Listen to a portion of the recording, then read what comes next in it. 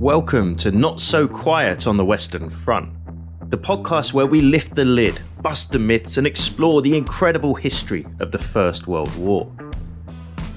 I'm Dan Hill, a military historian and battlefield guide specialising in the history of the war on the Western Front. And I'm Dr. Spencer Jones, author and senior lecturer in war studies at the University of Wolverhampton. In this week's episode, we look at the story of the commemoration of the fallen of the Great War.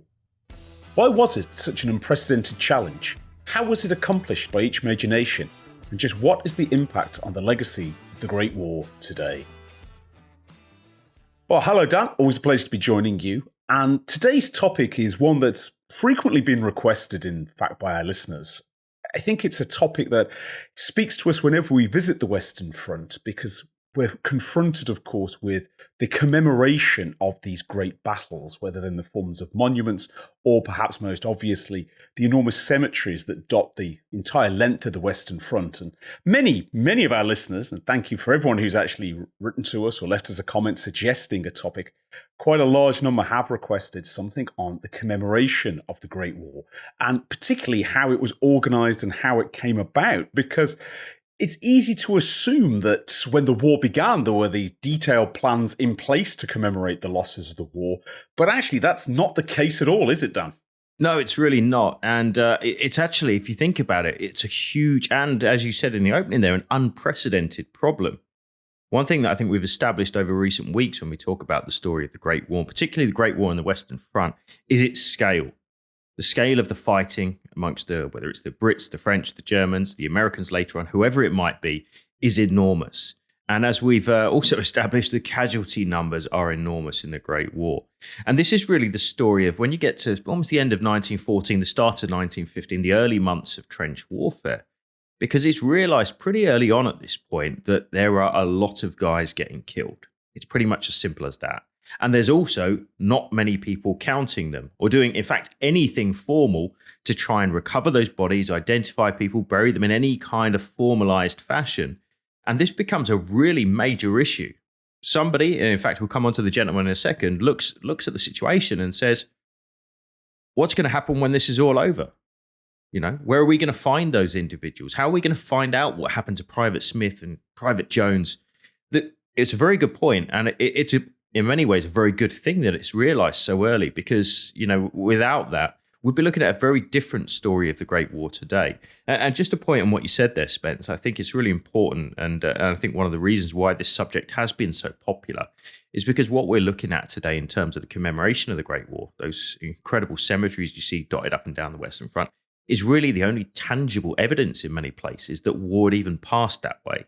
And as someone, and I know you do it as well, Spence, that visits the battlefields on a regular basis, it's a really powerful and stark reminder, isn't it, when you see that kind of situation? It is, and it's so easy to forget that in the First World War, effectively the length of France had been reshaped by the shape of the Western Front, which in a previous episode you described as almost a miniature city at various points where the front was densely packed that had completely changed the layout of the country. And although there's some traces of those trenches in certain locations, there's some, of course, lingering munitions all over the Western Front. Our most tangible, and this is a really important point that you've just made, our most tangible link to the First World War is not the battlefields themselves, which do not look like the battlefields really as they did in 1916 or 17. We have to use our imagination to really picture them as they were. But our tangible link is this incredible series of cemeteries, multinational, of course, the memorials to the fallen, the markers that commemorate units or even individuals in certain cases. This is the tangible physical legacy of the First World War. And driving through the battlefields, it's something that strikes particularly the first-time visitor. And listeners, if you've been, you'll understand this. And if you haven't been, should you visit, you'll know. What strikes you as you drive through areas where there's been intense fighting, the Ypres front, the Somme front, Verdun, is there is memorials dotted everywhere. There are small cemeteries, as well as the huge cemeteries such as Tain-Cot, for example, or the vast memorials such as Thiepval. The smaller cemeteries, smaller memorials, you're very aware you're passing through an area where intense fighting has taken place. And even if you had suffered a blow to the head and you had no idea the First World War had occurred, you had no idea anything could happen like this in France, just driving through this countryside and seeing the multitude of cemeteries and memorials would immediately let you know that something had happened. And this is the most tangible physical manifestation of the First World War. And it's one that's still with us today. And also, I think, Dan, it's one that's still incredibly powerful when we actually visit these sites. Yeah, incredibly powerful. And no doubt we'll come on to that because, the commemoration, at least really since 1930s onwards, has really changed in a big way from how it originally looked. And there's a key point to make here. When these first moves were made to start burying the dead and making recording of those that had fallen, of course, we have to bear in mind the war is still going on. The war is still being fought. So priority number one is, as tragic as it sounds, is not commemorating the fallen, it's winning the war. But that doesn't mean some people can't be put into that position. There are other individuals who have specialities that lie elsewhere who are able to take on that role. And one man in particular, a man by the name of Fabian Ware, who's in command of a Red Cross unit actually out on the Western Front, is really the first to really grasp this problem and try to do something about it. And to his credit, he does it off his own back because he sees what's going on. He sees the war going on. He's 45 years old himself. He's too old to fight, but he is commanding a unit of Red Crossmen. And he's looking at isolated graves up and down the Western Front. He's looking at ad hoc cemeteries. He's looking, in some cases, just simply bodies still out in the open. Obviously not in no man's land, but even as the battlefield has moved and swayed over those months, he realizes pretty early on there's going to be a major issue here. People are going to be held to account when the war comes to an end. And so what he does is he's going to start lobbying. He's going to lobby government, and he's going to say, okay, look, somebody needs to start doing something to officially recognize and record these burials, to start concentrating them into something that looks like a modern cemetery. And to government's credit, they say, yep, okay, you're our guy.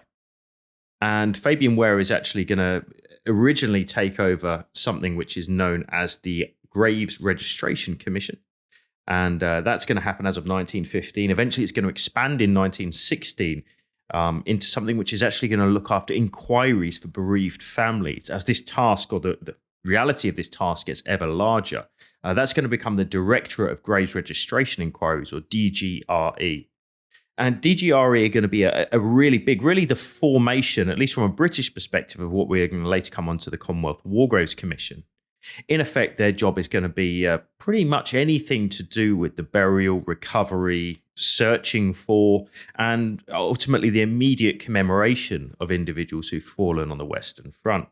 And just going back to that idea, Spence, in terms of trying to do a job that, whilst a bigger job is ongoing, i.e. trying to fight the war, it's a tricky thing to do. And actually, if we look back a couple of months to the things that Ware he himself sees when he first comes up with this idea, you can understand why. Because actually, even for the guys in the front line, burying your mates isn't necessarily priority number one. No, it's not. When there's an intense war going on, and not only is there intense fighting, but there's also, as we've discussed in previous episodes, in the early part of the war, especially for British forces, there's a chronic lack of labour. Just aren't enough men to hold the front line, to build the front line and maintain it. And including burial parties in this, it's certainly part of the frontline troops' work, and indeed the rear areas troops' work, but everybody's short-staffed, everybody's harassed, everybody's got one eye to the front line, which is unstable through 1914 and 15. And unfortunately, this means that the actual work of carrying out burial, although it's very important to the soldiers, this is true of German and French as well, it's not being done in any kind of systematic way. People get buried often where they fall. People get buried in small plots that are then forgotten about or lost. They might have little wooden markers, or they might have no markers at all. They might be marked on a map, and then the map is inaccurate or it's incorrect. Part of the front might shift slightly, and a small cemetery area might be lost. The lack of organisation for actually burying the dead is enormous because there's so many other pressures. There's so much else to do, to fight, to build the trenches, maintain them, to treat the wounded and evacuate those. So many other demands are going on that the actual arrangement of burial parties and mapping where they are and actually deciding where you're going to place them, especially if you've been killed on the front line or near the front line, it's really difficult. Slightly it's going to sound strange, but it's slightly easier if you have been wounded and you've died of your wounds, and at least you're buried near a hospital. Then there's more logic to the layout. But in terms of burials actually in battle, it's really, really haphazard. Perhaps isn't quite the word, but it's extemporized. You make these cemeteries and you make these burials where you can, because you just don't have a lot of time to do much else, and it even leads to quite senior figures sometimes being lost. And a figure I've mentioned a number of times on this podcast, Brigadier General Charles Fitzclarence, VC, Victoria Cross holder, who is the originator of the counterattack that really stabilizes the Allied lines at First Deep at Gellivelt in October of 1914. He gets killed in November 1914. He's buried very quickly because the Battle of Nombashen has just finished. Very chaotic period. Nobody's sure if the Germans are going to attack again. And so this senior officer with a Victoria Cross, who's married to Winston Churchill's cousin, so he is definitely a senior man, he's buried very, very quickly, and the location of his grave is lost almost immediately. And it's never recovered, and he now is the highest ranking officer commemorated on the Menin Gate. So just the fact that somebody so important as Brigadier General Charles Fitzclarence, his grave's lost, just spare a thought for all the poor Tommies, the private soldiers who were buried in haste as well and didn't have the family connections to perhaps lead a search or anything like that. This really is a chaotic and haphazard situation. And it gets worse, of course, because as the army expands and casualties mount, it's quite clear something has to be done to actually start organising cemeteries and organising where the bodies are buried and making some account of them as well. Right, exactly. And, what follows is perhaps a little dull in some senses, and maybe why it gets overlooked in terms of the history of the Great War. So much going on the battlefields. Who really wants to talk about administration? But actually, administration is exactly what is needed in this situation. Because, without lists and numbers and schedules and maps and plotting of all of this information, and of course that link back with families at home who are now writing out saying, well, where's my son gone? Without that, and without the organisation, which eventually becomes, in May of 1917, the Imperial War Graves Commission, there are a lot more letters going home, and there are a lot more of us today who have relatives who fought in the Great War who are not going to visit a grave, but they're going to visit a memorial to the missing. So actually, the stakes are incredibly high. And for a historian, I know for you and I, Spence, I'd imagine we're both very grateful for characters like Fabian Ware, who does some incredible stuff. And I think by the same measure as well, probably himself has an eye on the future, because to really think about commemoration the way that he does and to take account of all those that have fallen is clearly somebody who's got an eye for the future, and perhaps one for the families as well, because those questions are going to be asked in big numbers in the post-war years. This is really true, and you've sparked an idea in my mind I meant to mention just a moment ago. It's important to remember too that the nature of particularly the British Army, perhaps more so than the French and German armies. French and German armies, of course, are based on national service, based on conscription. It's expected all men will serve. The French and the Germans, incidentally, are suffering very similar problems about how do you actually bury this huge number of dead? How do you actually organise this? Slightly easier for the French and the Germans. They're bigger armies. The French are fighting, of course, in home territory, so to speak, so the problems aren't quite so acute, although they do exist. But the British Army is a little bit different. We've mentioned many times on this podcast, the regular army before the war, much admired by British society, but nobody really wants to join it, recruiting the poorest and the toughest in the country. And when those soldiers die, which of course inevitably they do in large numbers in 1914 and early 15, in some ways they're separate from society. They're often long service soldiers, people who perhaps have only known the army through their adult life. And although they'll certainly be mourned by their mates, not that many of them perhaps actually have an extended family back home. They met their parents or siblings perhaps, but not that many of them are married, not that many of them have children. What's changing, of course, by 15 is you're starting to get territorials coming in, part-time soldiers who absolutely do have families and careers back in Britain. And then, of course, volunteers too, men who've given up often family life and good jobs and everything else to come out and serve in the army in the nation's hour of need. And these people absolutely do have extended families who care very, very deeply about how their loved ones are commemorated. And that's going to put more and more pressure actually on the need to monitor these and actually organize these. Because in Victorian wars, in the wars of empire in the 1800s, when regular soldiers had fallen, yes, they'd be commemorated.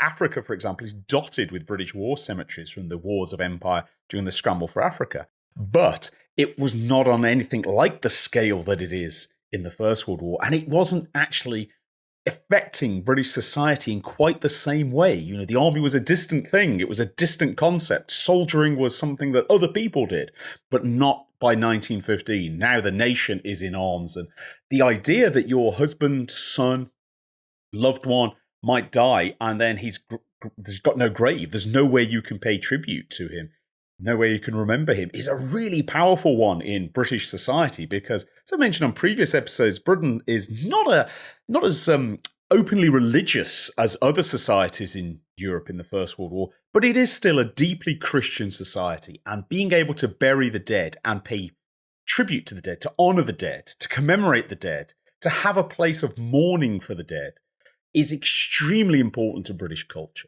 deeply so. And so the idea that you're going to, these volunteers, these very brave men who are lauded by British society, are risking their lives, they're fighting, and then if they're killed, well, bad luck. No commemoration for you. That's intolerable. And the army is dimly aware of this, but just doesn't really have the time to actually deal with it. The government rather trusts that the army will deal with it and doesn't really think about it too much. And that's where Fabian Ware becomes such a crucial figure, because he really cares about this. And he's an absolutely indefatigable character who's going to really make a big difference in forcing through these ideas of actually we need some sense of commemoration here. That's right. And by the time we get to May 1917, you know, there really is by now a really formalized process and system set up, which allows many more men that otherwise wouldn't have been identified to be identified, and their next of kin, of course, to be informed. Let's just think briefly about what exactly these guys are doing. So, amongst other things, they're going to be going out registering, in particular, isolated graves. So if you find on a certain part of the battlefield or a crossroads that was fought over in 1915, a single grave of a British or Commonwealth soldier, that is going to be identified. It's going to be quite literally dug up by a team. That team, if it's to a grave of an unknown soldier, we're going to search the artifacts associated to that body, hoping to find an address. Now, that might be a ring with some initials on it. It might be a rank. It might be a battalion shoulder title. Any information, kind of as we discussed in the missing episode, that's going to allow you to put a name to the body that's in that location. Once that's done, they're going to be concentrated into a concentration cemetery, in fact, much further behind the lines, usually in a safer position, but within that general locality of where that man's body was originally found. They're going to be marked up with the coordinates and the grid reference and all of the associated documentation, which hopefully in the future, when guys get a chance to have a look at it, there may be an opportunity to perhaps further see if that individual can be identified. So not only is it the identification and logging of bodies and burial locations, it's also the moving of them into concentration cemeteries. Where they're identified, it's contacting next of kin, it's letting the army know, it's telling people what you've found, and it's keeping meticulous records as much as is possible in a wartime environment to make sure that happens. And Spence, you said something a minute ago about, you know, the stakes being so high, and in particular about, you mentioned about people being sent abroad and wanting them to come home. Now, this is a really big question, actually. And this is perhaps one of the most controversial subjects around the story of the Great War, because when Ware and his teams are out on the Western Front, identifying bodies, finally finding perhaps somebody that fell with the Coldstream Guards in November 1914, who's been missing since that point, in many cases, they're going to find people from a pretty senior background. People like Fitzclarence, who's I think a great example in this sense. Had Fitzclarence's body been found, there's a very good chance that Mrs. Fitzclarence might have said, well, I want him home. And, you know, this is a big question. In fact, you ask any family member in the UK at that time, not any, but most of them would say, I want them home. Now, the British government, the British Army, does something very, very shocking in a sense and says, no, if we can't bring everybody home, we're not bringing any of them home. And so every British or Commonwealth soldier that's killed on the Western Front in the Great War is still on the Western Front to this day. It's a powerful, powerful sentiment, and it goes against a lot of what was actually hoped at the time. In fact, early in the war, Spence, there are people who've got money who are quite literally sending private contractors out there to go and exhume their loved one and literally have them sent back home. Well, for several reasons, Spence, this is not practical. One is, as we mentioned just a minute ago, you can't get them all. And if you can't get them all, is it fair to bring any of them? Secondly, yes, Mrs. Fitzclarence might be able to afford to do that. Mrs. Smith certainly can't. These are really important factors. And then thirdly, as well, it comes back to this idea of wounded you just mentioned about a moment ago. There's still a war going on. As tragic as it is, what's more important, giving up space on ships to bring wounded home, or is it bringing bodies home? All these are real considerations, and the idea about paying money to bring back your dead son, your dead husband, etc., is a very, very powerful one. And it's one actually that there is a tradition of in the British Army as well, that if you do come from the officer class, and if you're from the pre-war officer class, you're almost certainly going to be from a reasonably moneyed background, that it's quite normal if you're killed on campaign for you to be brought back by the army when it returns, or for your family to be able to pay for you to be repatriated. It's not universal, but there certainly is that option there.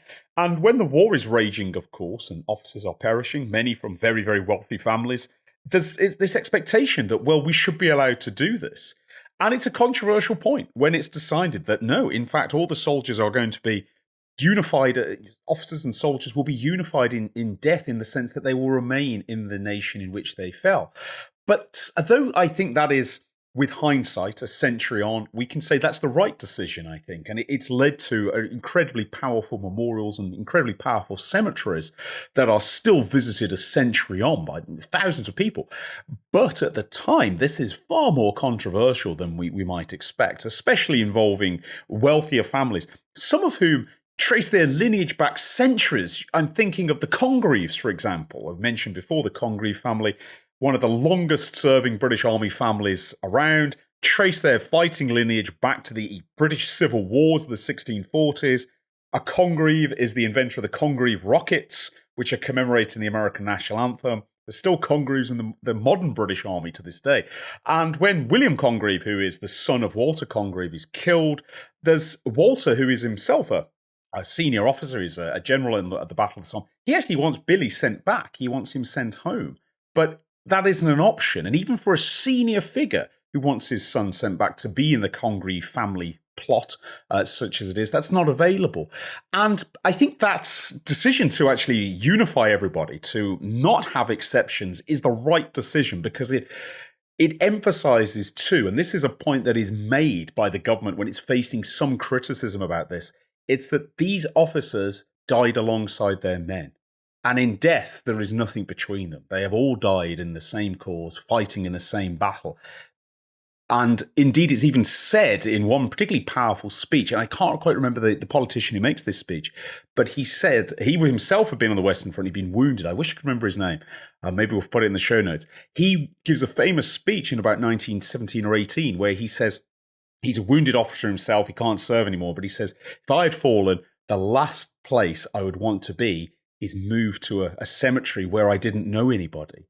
I'd much rather be buried alongside the men who I'd been fighting with. And I think that's a very powerful message too, and perhaps reflects what a lot of the men and officers on the ground felt, even if it was controversial for their family. But I think it was the right decision.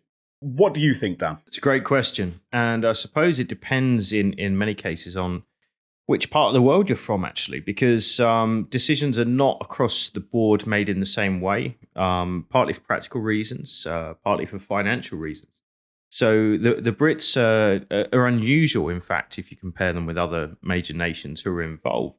So the French, of course, much of the Great War of the Western Front is fought in France.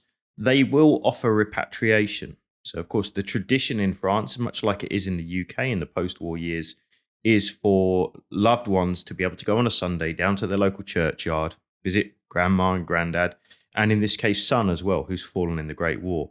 Now, the French offer a one-time opportunity to repatriate from the place where that individual has fallen back to their home cemeteries, in effect. one or the other of those options is taken, it's a one-time only offer. And more than half of those individuals are chosen to the family, the next of kin choose to have them brought home. The remainder are kept in large cemeteries, of course, throughout the Western Front. But there are significantly less of them compared to those you see for the CWGC. The Americans, though, interestingly, they do something similar to the French, albeit with a much harder thing to achieve. Because, of course, the United States is a lot further away than, some of these guys in the French army are being moved 10 miles. The United States, which is doing fine financially at the end of the war, is basically says, if your loved one joined the AEF, went out and fought on the Western Front in the Great War, anywhere in the Great War, and they fell for their country, we'll bring them back if you want to. Again, it's a one-time only offer, and about 60% of American families will say yes to that offer. Similar number that you find actually in the Second World War. So about 40% of those, I think much like you've just described there, men who perhaps before they've gone away have said, look, if I fall, keep me with my comrades. Others, the family say, no, I want them home. And the US government will actually honour that. So it's powerful, and it's a big statement. It's actually financially a very difficult thing to achieve as well. It takes years and years and a huge amount of money to do it, but they do it. I think that's very powerful. From a British point of view, I think I agree with you, Spence. I think what was done was right, and I particularly like the sentiment that as long as there's one man still missing, none of them come home. They all stay there. But it is controversial at the time, and the British government realised it's controversial. And when the Imperial War Graves Commission comes along in 1917, they realise it's going to be controversial for years to come. So the policy that they adopt, which I think is a very powerful one, and perhaps why these cemeteries I find so powerful today, is look, if we can't bring these guys home, let's bring a little bit of home to them. And quite simply, the entire ethos of a Commonwealth War Graves Commission, as it's now called, cemetery, is really, it's a corner of England, that famous line, a corner of a foreign field that is forever England. But the concept itself, Spence, is an interesting one. The picture that we've got for those of us that have been to visit a Commonwealth War Graves cemetery today is of a beautifully manicured cemetery with these lovely white Portland stone headstones which stand out in these kind of immaculate rows. Of course, until the 1920s, that's not the case. What we're finding is wooden markers, sometimes erected by units like Fabian Wares, sometimes by comrades of a man who'd been killed. So it was a much more diverse environment. But finally, when it's realised that the guns have fallen silent, and amongst other things, there's another problem that crops up here, and perhaps this is one that we can talk about for a moment, is that, okay, these men have fallen, the families want to pay their respects. Well, there's now a second problem. The families are also in the UK and their loved ones are overseas in France. So people are actually going to have to start making pilgrimages. And this is at a time when travel overseas is a very rare thing, Spence. It's expensive. The government is going to help, but there are also other organizations that do that. And of course, there's a real desire on the part of loved ones to go and see their fallen relative. There is. And the fact that to go as just a regular common person from Britain to France in the 1920s is a real adventure. It's really pretty remarkable. I mean, we think of international travel now as just such a normal part of globalization, but it's not in the 1920s. France might as well be on the other side of the world for the majority perhaps of British citizens. And it's interesting, actually, that leads to one of the reasons why Ypres becomes such a centre of remembrance for the British is Ypres is easier to reach from Britain. It's not as far from the coast compared to the Somme.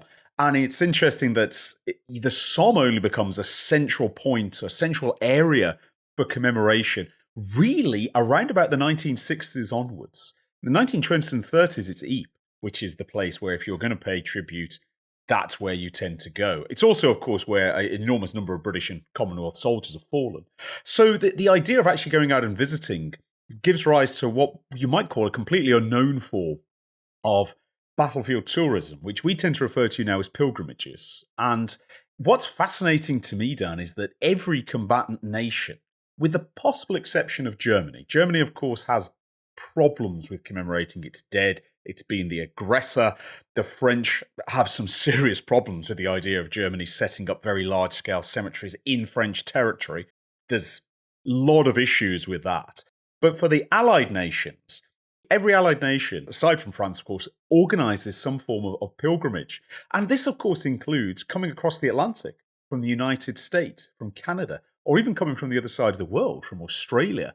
Because one thing we didn't mention, of course, is that when we're referring to British soldiers being buried in France, being buried alongside their comrades, that also, of course, applies to if you are from the wider empire, whether you're from Canada, New Zealand, Australia, South Africa, India, or even more obscure corners. And I mean obscure in the sense that they don't send very large-scale forces, like the West Indies, for example. You're going to be buried there as well. And that is an interesting decision too, because it's one thing if you're a British family and you want to go and visit your loved ones who've fallen in France. But if you're Australian and your loved ones are in France, well, that's quite the journey.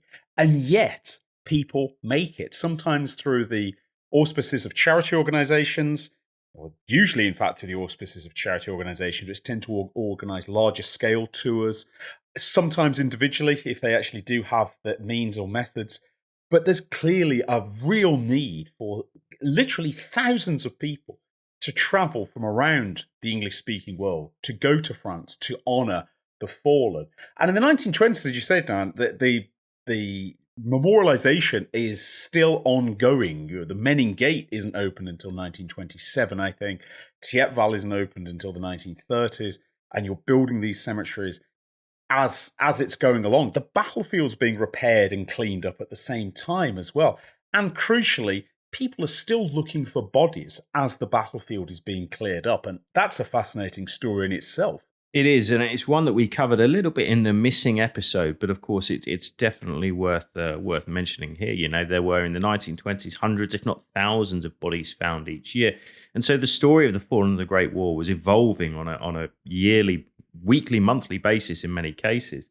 I just want to go back to something you mentioned briefly there, Spence, about the Australians, because I think it's really interesting. You know, the difficulty of getting from Australia to the Western Front, or even Gallipoli. Can you imagine? It is almost impossible.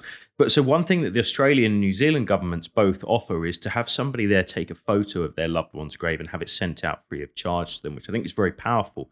And quite often, if you look at an Australian serviceman's record who's been killed in action, you'll actually find that photograph still in there, that it's been sent to the family. And I think that's a powerful sentiment. It's also, you make a very good point. And actually, I think one thing drives the other. And this is big numbers of people wanting to go out to the Western Front and visiting their loved ones. At the same time as the British government, knowing that their decision was deeply unpopular at the time, wants to at least ensure that those loved ones are well tended to and well cared for. And in many cases, it's going to be veterans of the Great War themselves who are going to take on the role as gardeners. They're going to take on the role as supervisors of large cemeteries. And it's going to be architects who have been influenced by the Great War and writers who have been influenced by the Great War who are going to offer their services in what we today see as the commemoration of the Great War, particularly just looking through a British lens, but it's absolutely true through a French, German, or any other lens for that matter. British, for example, the most famous writer to be on the early board of directors of the Commonwealth War Graves Commission, or the Imperial War Graves Commission, is none other than Rudyard Kipling, who famously loses his son John in September 1915. We've covered before on this podcast. He, in many ways, is responsible for some of the most enduring words that we see when you enter any of the 900 plus cemeteries up and down the Western Front. Their name liveth forevermore, to be found on the stone of remembrance. A British soldier known unto God. Again, words that Kipling himself chose. In fact, his own son was buried for Kipling's own lifetime under the very words that he himself chose to represent the unknown missing. Very powerful sentiment. You know, that's why we see these beautiful, immaculate cemeteries that really from about 1925, 1926 start little by little, based on popularity, based on visitor numbers, turning into what we see today, which is these immaculate, beautiful cemeteries with these standardized headstones. Now, I just want to briefly touch on something you mentioned a moment ago, Spencer, which is really interesting. And that's the idea that, I quite often I'll do this when I take a group to the battlefields. We'll stand in somewhere like Langemark German Cemetery. and you'll say, okay, somebody tell me, give or take, roughly how many German soldiers are killed on the Western Front compared to how many British and Commonwealth soldiers. And you get wildly varying numbers, as is always the case, but the answer is it's the same order of magnitude. Now, if you then say, okay, well, there are 900 or so British cemeteries up and down the Western Front related to the Great War, how many German ones should there be? And the answer is give or take 900. How many are there actually? Well, the answer is many, many, many times less than that. But for interesting reasons. And I wonder if we just look at this from a point of view for a second here. Understandable reasons, I think, in many cases, because bottom line is if you're a Belgian civilian, Spence, and you come back to your home in 1919, having been kicked out for 4 years and your entire life turned upside down, and you find a German cemetery in your back garden, you're not going to be too happy about it. You're absolutely not. And there is so much ill feeling, of course, and you can understand why, from French and Belgian civilians towards the idea of German cemeteries in their territory. Even if it's not taken over a portion of your farm, even if you are next door to it and it's not on your land, this is galling stuff. Your son, your husband, your brother might have died or been wounded fighting this invader.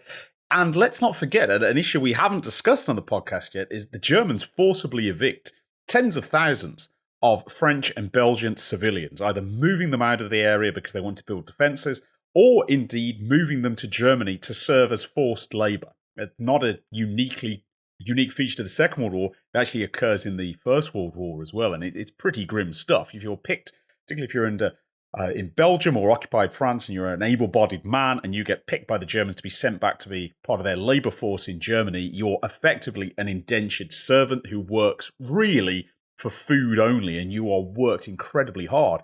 So there's not a lot of sympathy to the idea of having large-scale German cemeteries in what is now liberated France and Belgium, and there is bitter and pretty ill feeling towards it. There's some vandalism of existing German cemeteries and markers. There's not a great deal of respect. Some German cemeteries may well be lost. They may just be ploughed over, some of the smaller cemeteries, quite deliberately.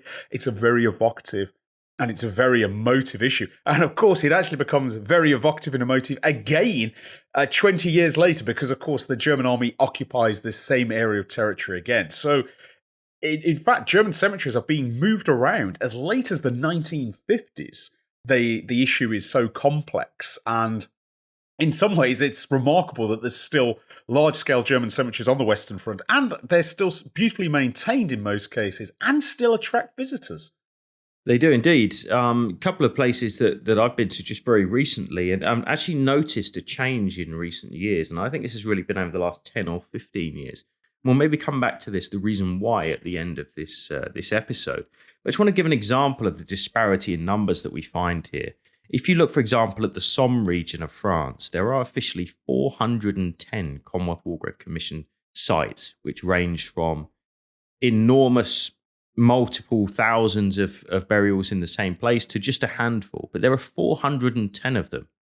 There are, by accounts, 22 French and just 13 German ones. But the largest German one is 22,000 graves, more than double the size of the largest British one. And a big part of that reason is exactly what you've just described, Spence. People don't want German cemeteries in their field, particularly when they've got to try and get themselves back on their feet. They've got to use that field to try and earn their livelihood again, to try and get some money in, to get some food in their bellies, all of these kind of things. And so what, in many cases, a lot of the times, the French and the Belgian government says, look, we will give you some sites. You can have some, but you're putting all of your war graves in there. And so we find these enormous concentration cemeteries. Vermandois on the Somme is the largest in that sector. Of the 13 German cemeteries, it has 22,000 German graves in it. So really, really big numbers. And, the story of that today is why, in a sense, those German cemeteries are so powerful. They predominantly actually contain the bulk of those graves is often mass graves from 50 or 60 smaller cemeteries that have been closed and all put into one concentrated pit, so ossuary-like. The French also operate ossuaries, incidentally, in places like Verdun, but that's typically unknown soldiers, not exclusively, but typically unknown. From the British point of view, though, the smaller cemeteries, I think, offer an interesting perspective because there is a way that you can, if you like, if you're going out to the Western Front, perhaps for the very first time, you can almost read the situation by the cemeteries, by the remnants of what can be seen above ground. Typically, if you see a small cemetery out in the middle of a farmer's field, it's likely, this is all broad brush strokes, I should add, but it's likely you're looking at a battlefield cemetery, particularly if most of those guys are buried on the same day or in the same sort of time period. That might very well be an area of old no man's land or an old area of trench where men have fallen in that exact proximity, often killed in action as opposed to died of wounds. Now, if you go about 5 or 6 miles back, up to about 15 miles back from behind the Western Front, in many cases, what you'll find is going to be what's sometimes known as a concentration cemetery, or sometimes what's known as a medical cemetery. So now this could be something that's attached to an advanced dressing station, a casualty clearing station, perhaps even way further back, a base hospital. Now, the numbers here are generally much higher than you find in a battlefield cemetery. They could be thousands of men. The time that they're buried across is also going to be spread over a large period of time because, quite simply, these are the men that entered the medical evacuation chain, made it to some kind of medical facility wounded, and did not survive that experience. So they might have died days or weeks later in some cases. So those, you quite often, if you go into somewhere like that, Listen Hook being a good example on the in the Ypres area, you go in there, you see a very wide spread of dates. Often you'll see them almost going up as you go through the rows, so the dates will be mounting. That's quite simply because you're looking at in essence, the backyard or the back garden of the cemetery. When the next guy dies who doesn't make it in, they go out the back. And 110 years later, the hospital itself is gone, but what we see is the remnants, that one last reminder of the relatively few men who went through there and didn't survive. The third type we see are really the staggering ones, and this is something, a good example of this would be Tyne-Cot, the huge British cemetery, the largest British cemetery on the Western Front, 12,000 plus graves in it. This was originally a small medical facility which was based around a blockhouse known as the Tyne-Cot Blockhouse on the Passchendaele battlefield itself. And quite simply, once the war was over, groups of men were sent out to scour the area. And they found so many bodies that they picked one of these nearby associated cemeteries and turned it into a concentration cemetery.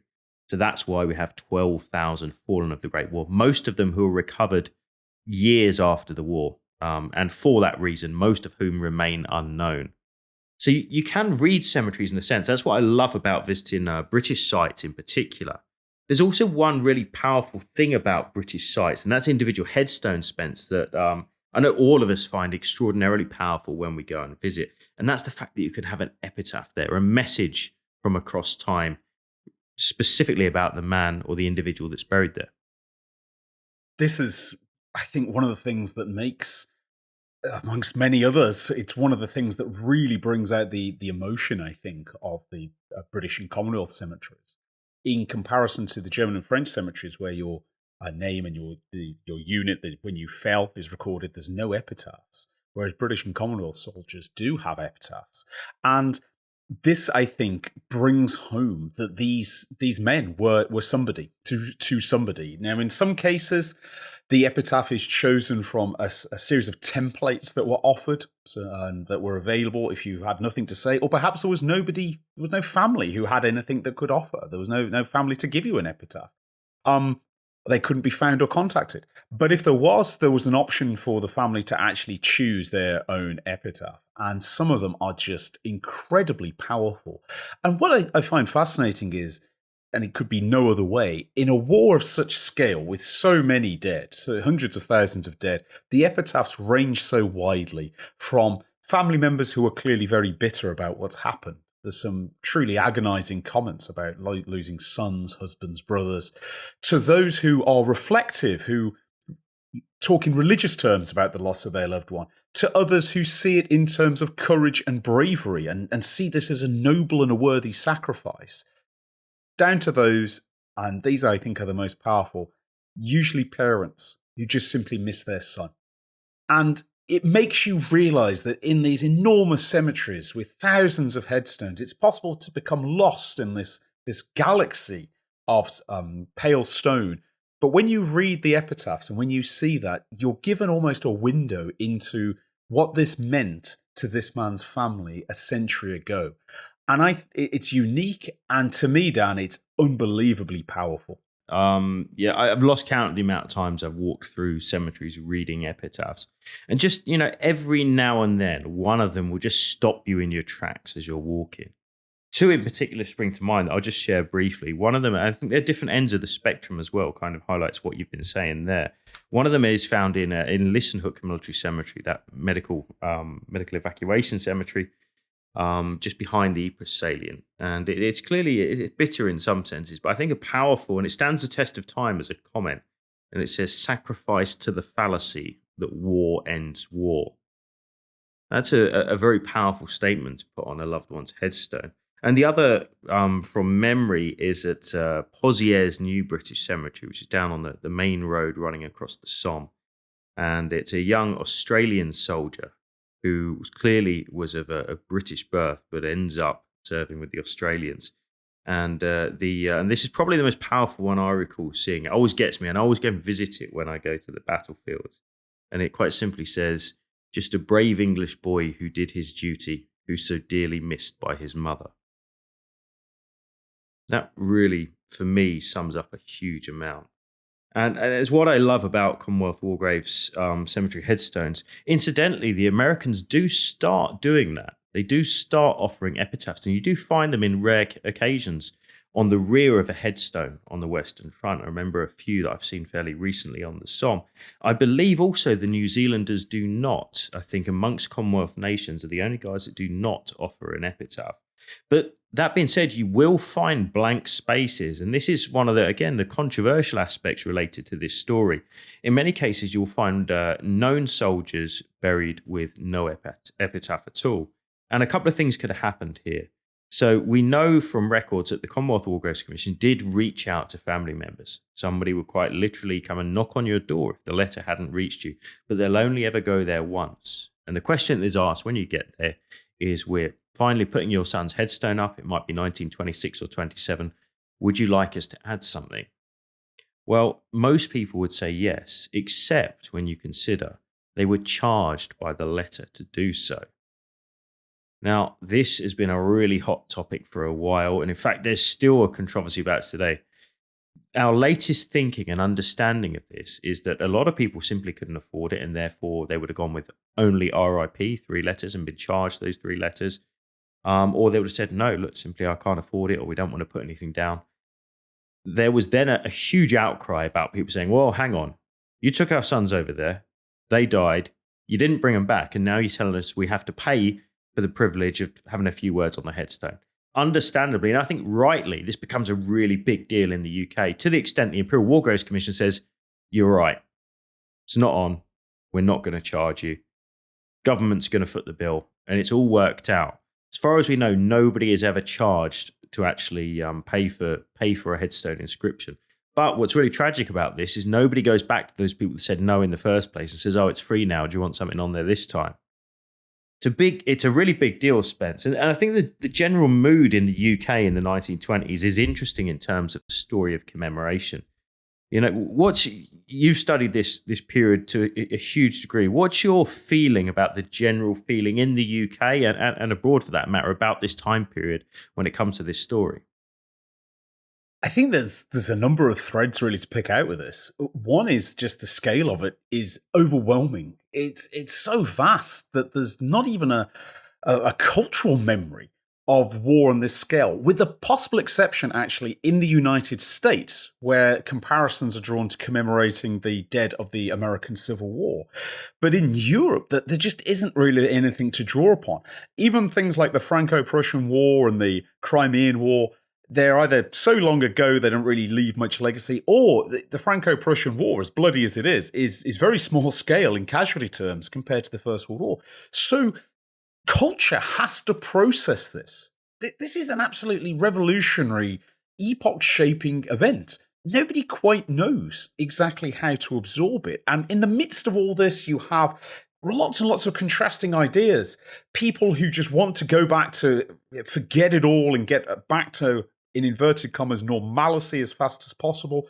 Other people who, in some ways, they can't move on beyond the First World War. It's defined their lives, either because they've experienced it or because they've lost somebody, or it's just completely changed their lives. And all they want to do is focus on it. And one of the things that I think in Britain and America, and even France for that matter, is done well is the centering of commemoration. It's turned into a national experience and a national event through large-scale actions, through parades, through commemoration events, which of course we still have to this day. Memorial Day in the United States, the Remembrance Day in the UK and so forth, the 11th of November, still a powerful celebration and commemoration period. And so national memories of this war are centered. They're made part of the nation. And it means that you as an individual, you're not isolated from this. You're made aware this is you're part of a larger experience and that it's remembered and it's respected. We talked in the Missing episode about the absolute overwhelming power of the unveiling of the Tomb of the Unknown Soldier in London and what a huge effect that has in Britain. It's a massive national news when this happens. But within this, of course, as well, you have room for individual grief, individual mourning, individual experience with things like the epitaph controversy. And it is a controversy because although to us now in the 21st century, it seems obvious, of course you wouldn't charge people to have a lasting memory engraved on a headstone. But in the 1920s, there's not a majority voice, but there's certainly a significant voice who actually say, no, we don't think this should be paid for. You should pay for it out of your own pocket. You wouldn't get a free epitaph carved on your headstone if you were buried in a communal cemetery. And I think looking back on that looks so parochial and narrow and short-sighted, but that there is a debate and a controversy about it. What's interesting, and we could talk about this for a very long time, is that I think commemoration goes through different periods, different factors, different times. And in the 1920s, there's much more of a sense of the war has been won, victory has been achieved, and commemoration has a sense of hope as well. And although Europe has lots and lots of problems in the 1920s, economic problems especially, huge economic downturn, lots and lots of problems there, there's also a sense that, well, the First World War has ended war. You have a number of international treaties, particularly the Locarno Pact of 1925, which Locarno Pact renounces war as an instrument of policy. And at the time, this is seen as a massive event that European nations are agreeing they'll never use war as a way of implementing policy. Now, we can look at that knowing what happens and say, well, sadly, how naive, how short-sighted, it's not going to last 15 years. But at the time, people don't know that. And in the 20s, I think there's a wider spirit of saying this war, as awful as it was, as ghastly as it was, it achieved something. It's achieved peace, and we can look forward to a long period of peace, even though economically it's difficult. But that begins to change by the late 20s because the economic situation, of course, becomes catastrophic by the 1930s with the Great Depression. There's a really noticeable change in European mood towards the war that in some ways is anchored on the incredible success of All Quiet on the Western Front, the Erich Maria Remarque novel. But it's also a sort of outpouring of grief a decade on. And it's been said that Europe's in a state of prolonged shock, actually, after the war. And suddenly the gates that are holding back that emotion, they don't exactly burst, but they certainly open somewhat in the early 30s. And people start to reflect on the war a decade on and say, well, things aren't much better. Economically, things are awful. There's clearly tension in the world. Japan is fighting in China. There's the rise of the Nazis. There's concerns about communism and the Soviet Union. There's all these problems that are building up. And the attitude towards commemoration changes. And I think perhaps nothing captures the background to commemoration better than the fact that on the day that Thiepval is unveiled, this magnificent memorial to the missing of the Somme, an incredible monument. On the day it's unveiled, the front page of the Times newspaper, which is Britain's the newspaper of record in the 1930s, it has this big article about Thiepval unveiled, and in the same front page, it has an article about an up-and-coming German politician called Adolf Hitler. And there's that sort of terrible sort of balance, I think, between those two. And you're looking at it now with the benefit of hindsight. Suddenly it becomes really almost agonizing to see this. And yet, within the wider mood, which is being reflected by media, which is being reflected by film and literature, individual commemoration remains strong.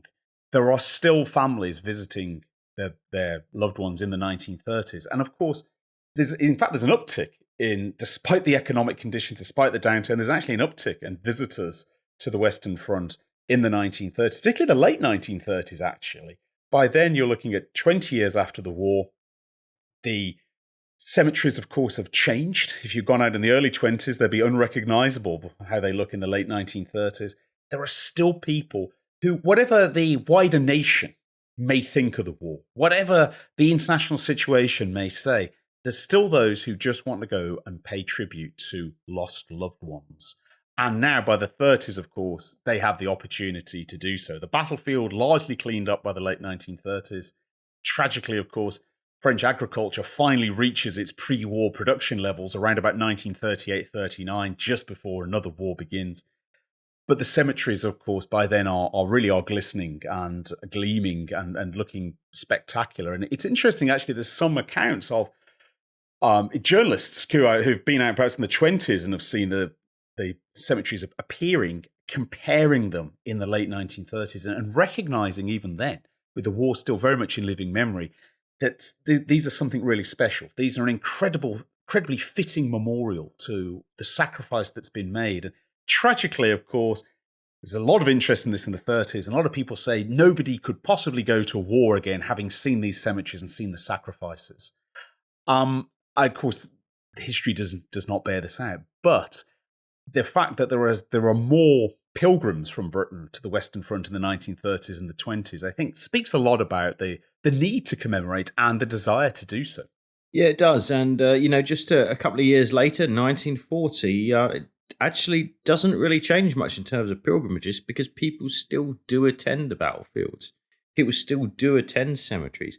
And very famously, some of those people are German occupiers because by June 1940, once Germany has in effect pushed the Brits back out of Dunkirk, conquered what's remains of northern France, Adolf Hitler himself actually goes on a battlefield tour and visits a number of places he fought in during the Great War, with some cameras in tow, it should be said, as a bit of a propaganda exercise. Famously visits Langemark German Cemetery. In fact, the part of the stadium, the Olympic Stadium in Berlin, is named the Langemarker Halle, which is famously named for that very cemetery. Hitler goes and visits that on part of his battlefield tour of reminiscence of where I fought in World War One. He even returns to Vimy Ridge, and there's a photo of him visiting the Vimy Ridge Memorial. And what's interesting, and let's be fair, let's not give Adolf Hitler much credit for much in his life.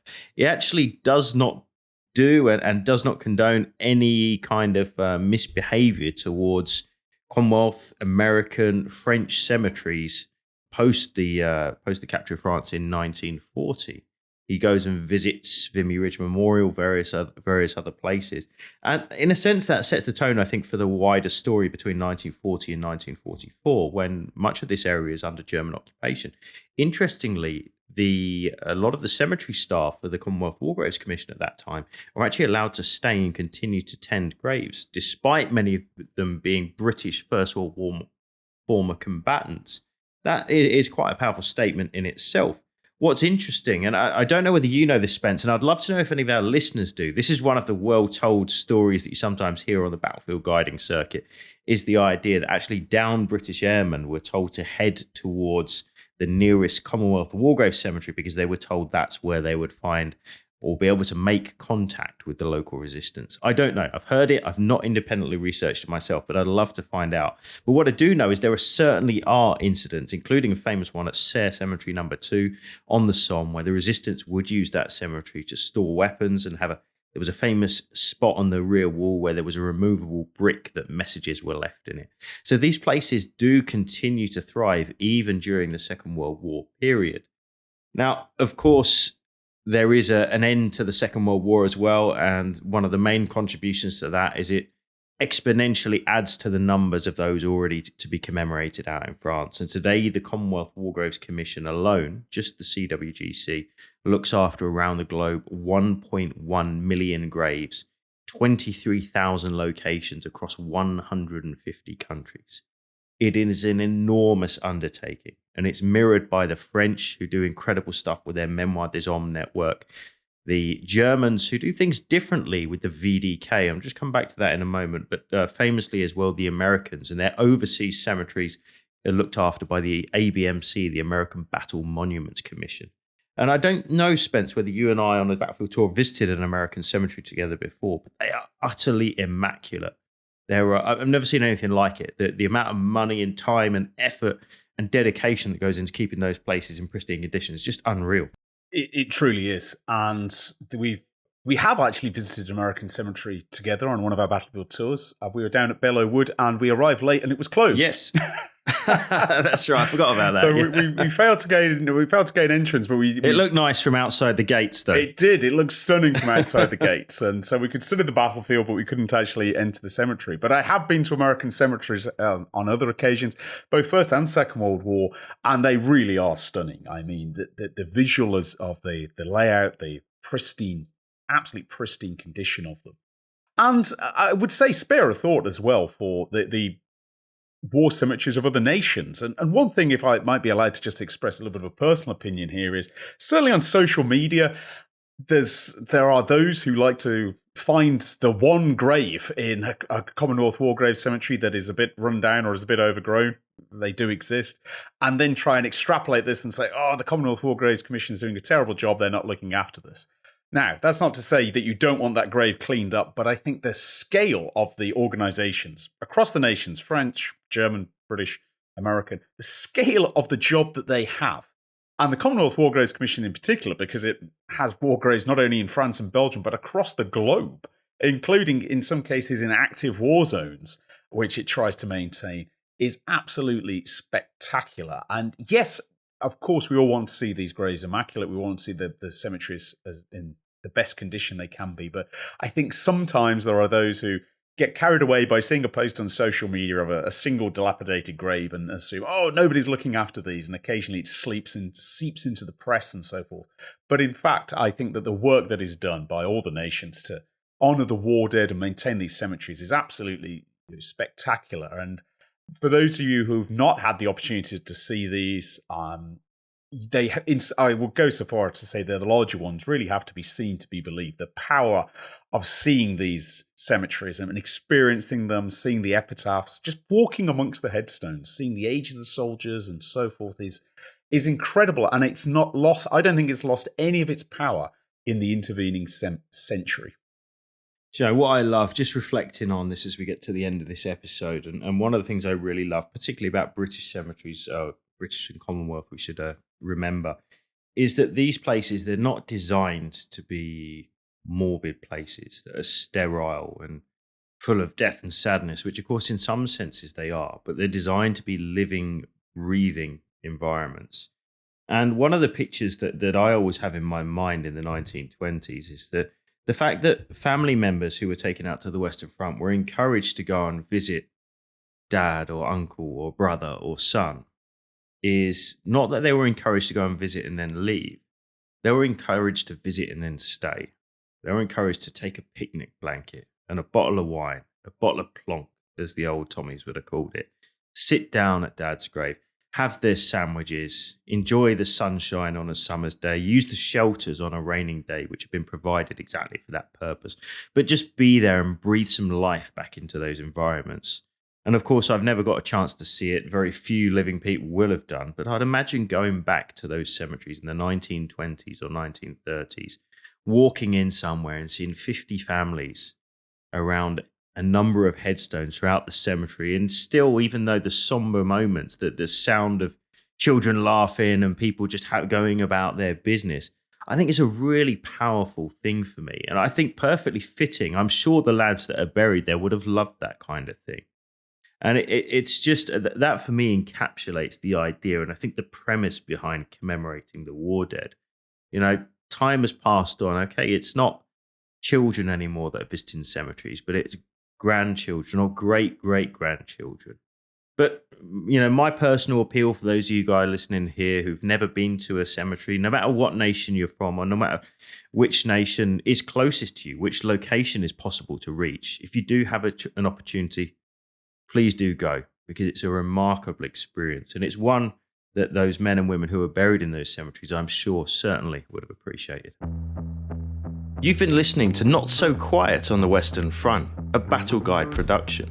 If you've enjoyed this podcast, why not check out the Battle Guide YouTube channel, where we regularly release documentaries exploring some of the most famous and extraordinary episodes from throughout military history. If you'd like to support the Battle Guide team to create more content just like this, why not head over to our Patreon, where for the cost of just a cup of coffee, you can get access to full-length virtual battlefield tours, exclusive behind-the-scenes content, decide which subjects we cover in future podcasts and videos, and join a fantastic community of like-minded people. That's all this time. See you again soon. Unbury somebody. Unbury's not a word. Exhume. To go and exhume their loved one